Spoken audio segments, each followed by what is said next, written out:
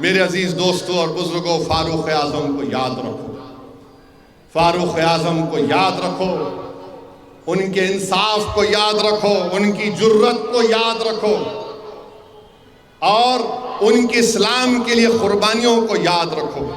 और फारूक आजम अहले बैत से बेइंतहा मोहब्बत करते।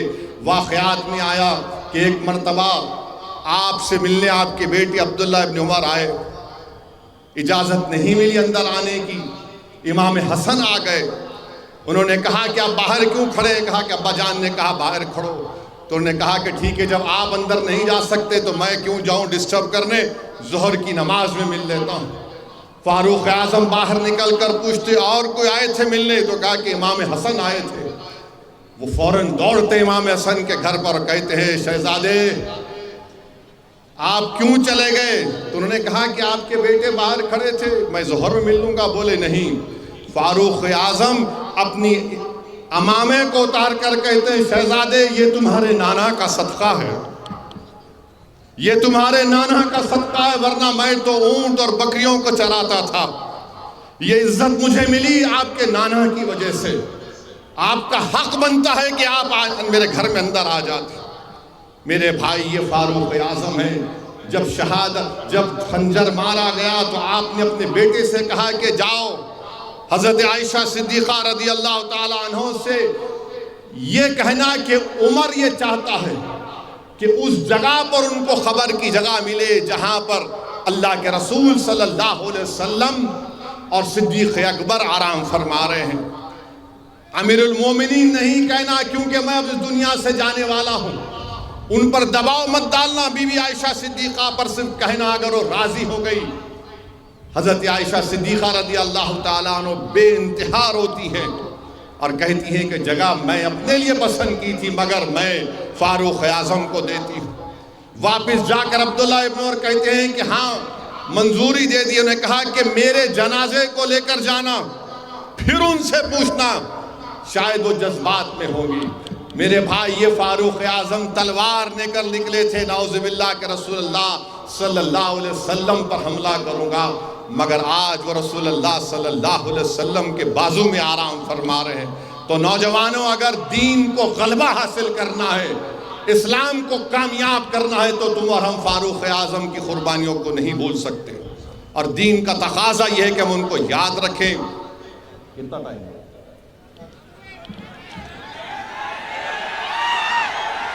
4 मिनट। तो इस कानून के ऊपर सिर्फ यही बोलना है, ये कानून नरेंद्र मोदी इसलिए बनाए, वो ये समझ रहे कि कानून बनाने से हमारी मस्जिदों को छीन लेंगे, दरगाहों को छीन लेंगे, कब्रस्तान को छीन लेंगे, ईदगाह को छीन लेंगे, इवैक्यू प्रॉपर्टी को छीन लेंगे, मस्जिदें वीरान हो जाएंगी। नहीं मिस्टर मोदी, हम भारत के मुसलमान हैं, मस्जिदें नहीं छोड़ेंगे। अब तो मस्जिदों को आबाद करेंगे। जिस तरह आज हजारों का मजमा आज रायचूर में जमा हुआ, तुम 5 वक्त की नमाज हर मस्जिद में पढ़ो।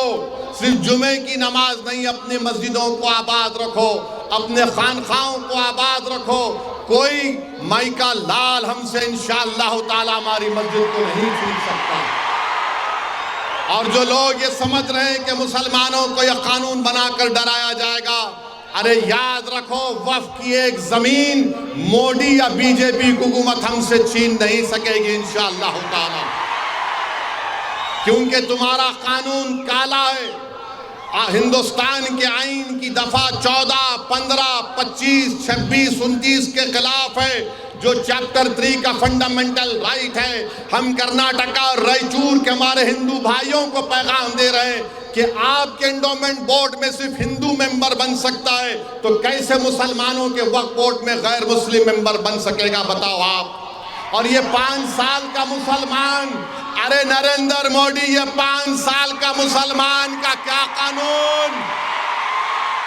बाबा आदम से लेके अब तक एक ही दीन रहा, वो इस्लाम रहा, और सुबह क़यामत तक दीन वही रहेगा। ये 5 साल का कौन क्राइटेरिया तय करेंगे? अगर कोई दूसरे धर्म का आदमी दे सकता, उसमें 5 साल का नहीं, हमको 5 साल का लुज़ूम कैसे लगाया गया, बताओ? अरे जो एक मिनट में ला इलाहा इल्लल्लाह मोहम्मद रसूलुल्लाह बोल दिया, क्लीन, उन्हें पूरा क्लीन। आप बोल रहे 5 साल सर्टिफिकेट पप्पा मोदी देंगे, अमित शाह देंगे, कौन देगा हमारे को सर्टिफिकेट? तुम्हारे सर्टिफिकेट की जरूरत नहीं है।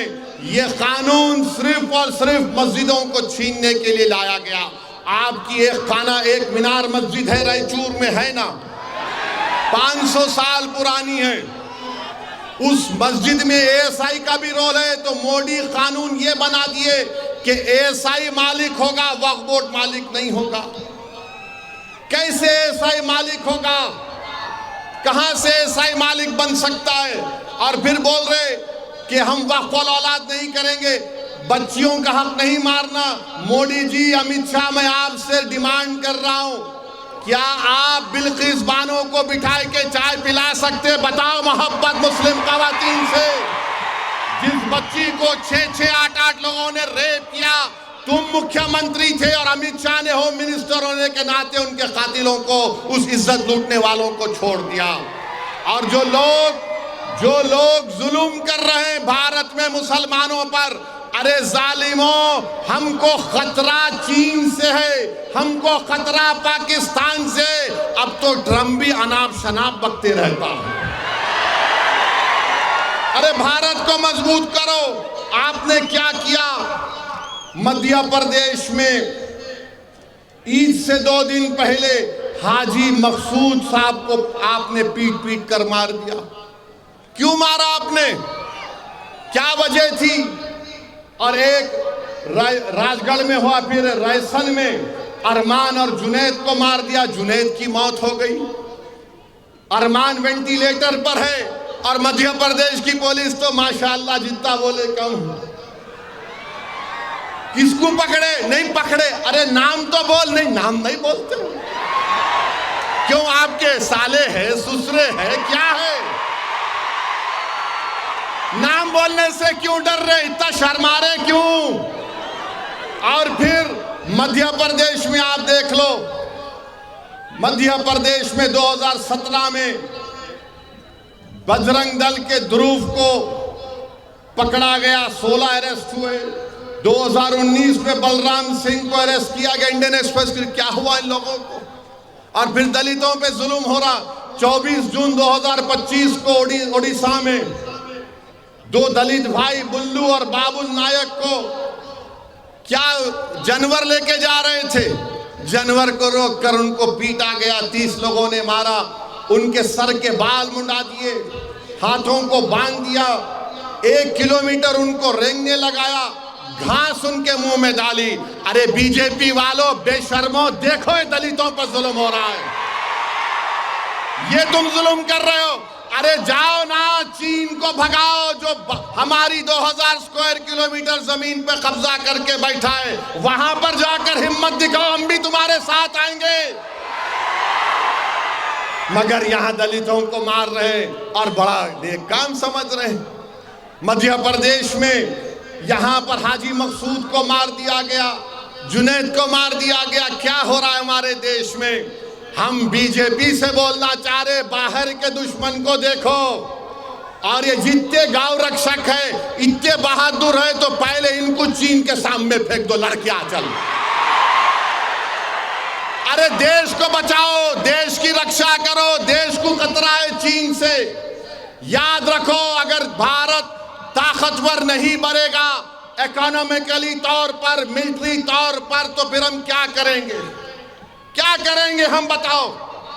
मगर ये समझ नहीं रहे हैं। बहरहाल मेरे अजीज दोस्तों और बुजुर्गों, मैं आपसे वादा कर रहा हूं, दोबारा रायचूर को आऊंगा, आप आएंगे ना सुनने? भड़काऊ भाषण सुनने आएंगे ना? अभी क्या है, मौलाना लोग बैठे हैं, पर्सनल लॉ बोर्ड का जलसा है, तो अदब के दायरे में रह के बोलना पड़ता है। जब मजलिस का जलसा है, जो पार्टी को आइए, जब फुल टाइम T20 की बैटिंग करेंगे, तो आप इस वक्फ कानून के खिलाफ हैं।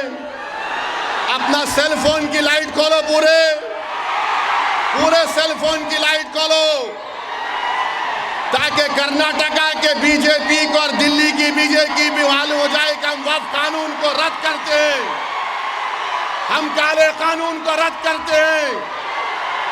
दबा के नारा लगाइए, नारे तकबीर, नारे तकबीर, नारे तकबीर, भारत भारत। सलाम अलैकुम।